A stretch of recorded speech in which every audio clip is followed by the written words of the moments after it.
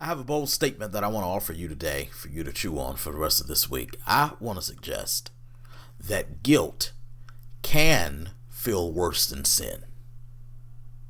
Guilt can feel worse than sin.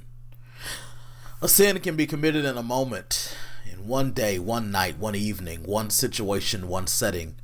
But the guilt and remorse and self-condemnation from that moment can linger for years and years and years, if not for a lifetime.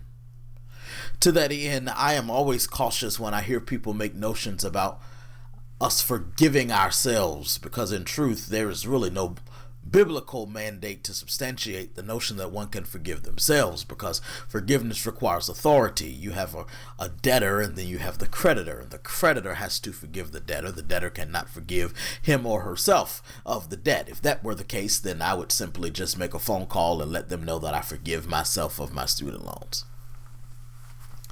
The reality is, the way that God designed mercy is that someone in authority has to grant that sense of forgiveness. And in truth, I believe that our hearts are too valuable to God for God to put the fate of our hearts in our own hands.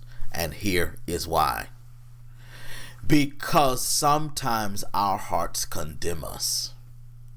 Sometimes the guilt behind poor decisions, behind sins, failures, frailties, and faults is so heavy that if the fate lies solely on us, then we will live our lives in self-condemnation. And I want to minister today and talk to someone who knows what it's like to wrestle with guilt long after the sin has been committed, or long after a mistake has been made, or for that matter, guilt can even accompany good things, like feeling bad for succeeding, or apologizing for living well, or refusing to bless yourself or to enjoy your life, waiting for the other shoe to drop because you feel bad about splurging or doing for you. Guilt can be dangerous, and God knows it is a sore spot.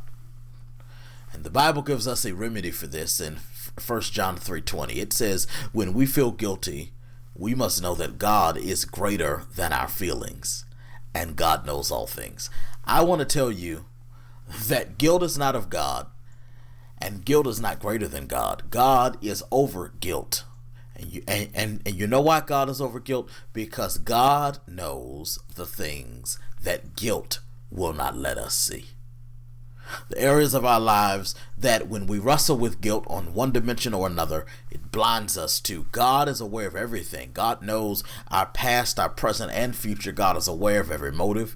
God is aware of every means. God is aware of the measure with which we live our lives. And because God knows what we don't know, then God is able to be the one, the only qualified one, to sit in the seat to determine how mercy is applied to our lives. And I say this today because I want you to break out of this prism of attempting to forgive yourself or wrestling with self-condemnation. And I would tell you there is therefore now no condemnation to those who are in Christ Jesus, those who walk after the Spirit and not after the flesh. I'm telling you that God is greater than your guilt, and whatever it is you might have done wrong, or in whatever way you may have fallen short, and in whatever way you now judge yourself, I'm telling you, God is over it. God is over it. God let it go, and God no longer remembers it.